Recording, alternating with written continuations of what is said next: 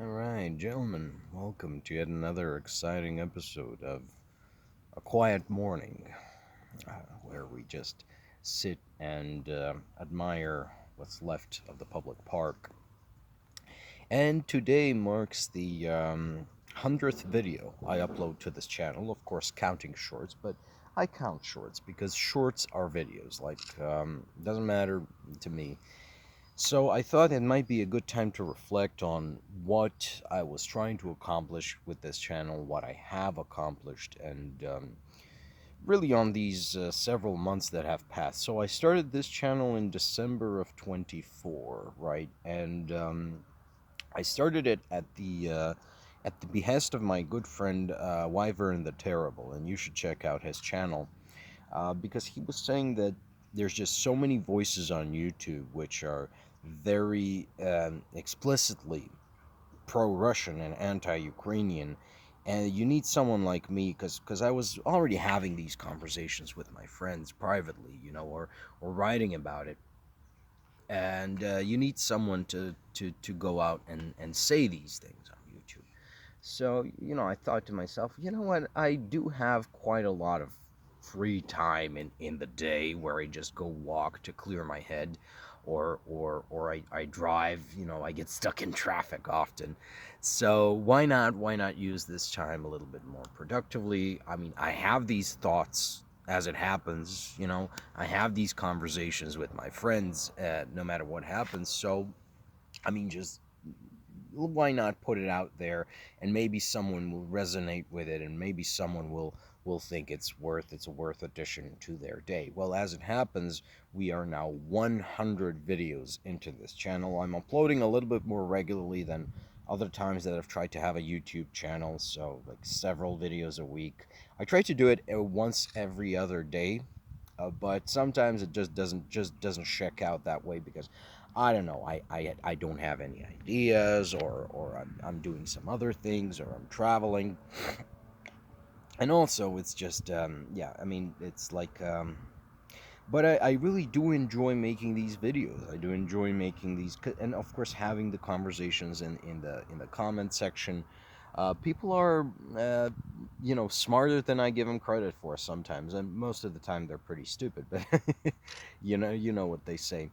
And as for the direction of this channel, okay, so I initially envisioned it as a sort of geopolitics, foreign policy channel, which I guess we still are. We have never really stopped being.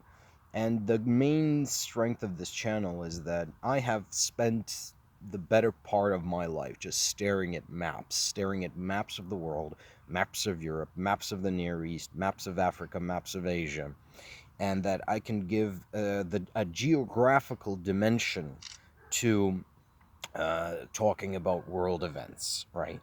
And of course, this is why one of the premier texts I recommend for people to read is um, Halford Mackinder's The Geographical Pivot of History. And of course, it's not just because Mackinder um, is making a specific claim about foreign policy, about geopolitics, and that thing. But what's really interesting is that the way he centers geography in his analysis. This is perhaps the first text we have, which is geography centered. Not so much history or policy centered. That essentially, and then that blossomed into, in 2015, there was a book by, oh God, George Marshall, I believe. It doesn't matter who wrote it, but the book is called Prisoners of Geography. And the central thesis of the book is, of course, that world leaders and nations and systems and countries, they are essentially constrained by geography. They do not, they have to do things around the geographical features. So a lot of, for example, the aggression, a lot of the imperialism, the outward aggression of the Russian state, no matter if it's imperial, Soviet, or Putinist, or before that, Golden Horde Khanate, is to be found in the geographical insecurity inherent to a state centered on Moscow, because everything around it is just you could call it barren, featureless plain. It has to push out towards defensible boundaries. This is why they have this obsession with spheres of influence and natural boundaries, and this is why they need to control not only Ukraine, but also Poland and Moldavia and the Baltic states, and they could also use Finland in order to feel truly secure. Now, of course, there is no philosophical approach that you could be secure by making friends, because well, that we can work with. But the geography, it just dictates everything. And of course, just as the Russians are bound by the geography, so are we. So as long as Europe is somewhere halfway around the Eurasian plain, right? We are exposed. Ukraine is exposed because there isn't much in the way of geographical boundaries between itself and Russia, right?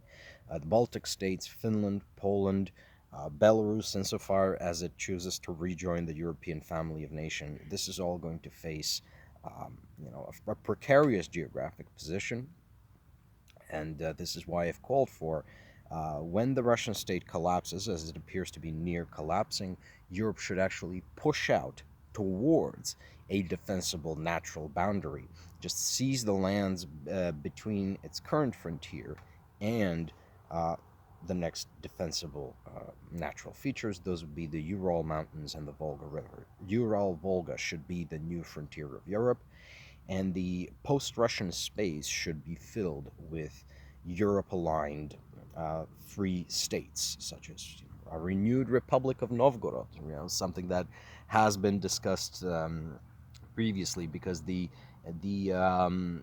organizational principles of the Republic of Novgorod were very European.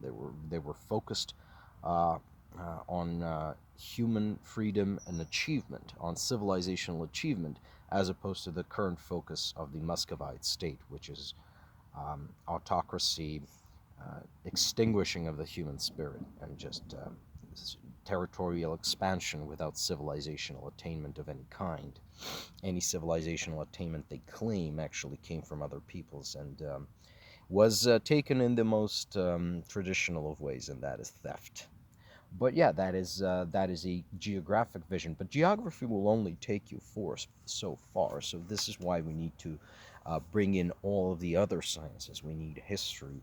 We need political science. We need military science. This is why I quote Clausewitz so much on this channel, because you can't have a geopol channel without quoting Clausewitz, without understanding the fundamentally political nature of war, and that yeah, there is no such thing as an apolitical war, and anyone who tries to wage it will lose it, because war is downstream of policy, as Clausewitz was fond of saying.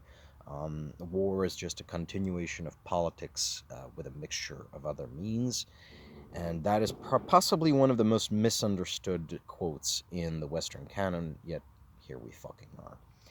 So yeah, this channel is focused on that. Now, because war is a continuation of policy by other means, we also have to discuss policy, by which we mean ideology, because ideology is the framework which gives direction and passion to politics. Politics without ideology is just it's just dull. It's boring. It's uninspired, and it doesn't get shit done. It's not real politics the way European free peoples understand it. No, but ideological clash is the question of how the world should be ordered. Should we be a free society or an autocratic, authoritarian society? That's um, those big questions, which are as of yet unanswered in the Hegelian sense. Well, those also fall within the purview of this channel, because see, an authoritarian state wages war and wages international politics in a different way than a free state. So then you dare I call it liberal state, and we have spoken about this on this channel as well.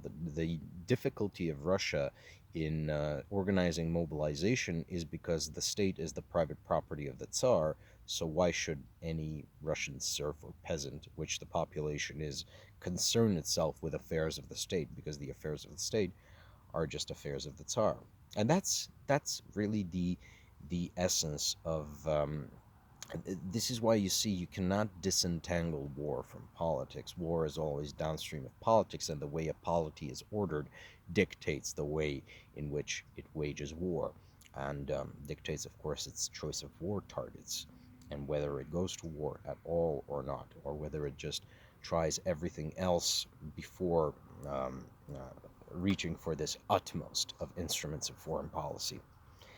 Well, that's the channel, really. That's the more or less the long and tall of this channel. Because I'm European, I focus on Europe. I focus on, of course, on the emerging European center of power in the world. I had high hopes at one point that essentially the entirety of of Western civilization could consolidate and actually start charting our own destiny after that little civilizational confidence shattering unpleasantness in the 30s and 40s. But as it happens, roughly one third of our civilization, so the third, which encompasses the United States of America and depressingly, I would say, some of the Balkan states, has elected to secede essentially from Western civilization and join the outer darkness, we may call them, the authoritarian hordes of the world. Join with the Russians, join with the Chinese, with the Iranians, with the Israelis, with all of these tin pot dictatorships seeking to snuff out the fire of Western civilization. But it is what it is, I guess. Us who constitute the imperial remnant, who constitute the Neo-Byzantine Empire, if I may be so bold, we can rebuild. Constantinople outlasted Rome for 1,000 years. I think we got 1,000 years left in us. I think we actually have another 1,500, more like it, if we play our cards right. The Byzantines, well, they made a series of crucial errors which we do not have to make, and that has also been a focus of this channel. And so, yeah, I'm here. I'm gonna be here on YouTube. I'm gonna keep being on YouTube. I have managed to record 100 videos in less than a year. I think that's a sort of success. And am I moving the needle in terms of policy? Well, there is a joke around among my friends that basically all the world leaders, well, at the very least, Shigeru Ishiba and Friedrich Merz are lurking in my chat and watching the channel. Well, I don't know if that's true or if these people are just reading from the same evidence and using similar frameworks to what I'm doing. But yeah, Chancellor Mertz, if you're lurking this chat, if you're lurking in this channel, well, I have an entire video detailing what you should do in order to stabilize Germany first. Germany needs to be stabilized first. And Prime Minister Ishiba, well, I don't think I've made a dedicated Japan and Eastern Asia video. I should do one in the future, but it's always something more important happening in Europe and America. I mean, you understand, I'm not Asian, I'm not Japanese, so my interest in that continent, while exists, it's always secondary to really what's happening on my own continent and in my own civilization, of which I consider America to be a wayward part. And I guess, yeah, that's all I really wanted to say. Uh, Thank you for being with me for 100 videos. Thank you for keeping on um, watching my videos and taking inspiration. I try to be not only descriptive, but also I try to give prescriptions, okay, what should be done, because my method is not prediction. A lot of what is going on YouTube in the whole okay foreign policy thing is trying to predict the next moves. I don't try to predict the next moves because I'm not that smart.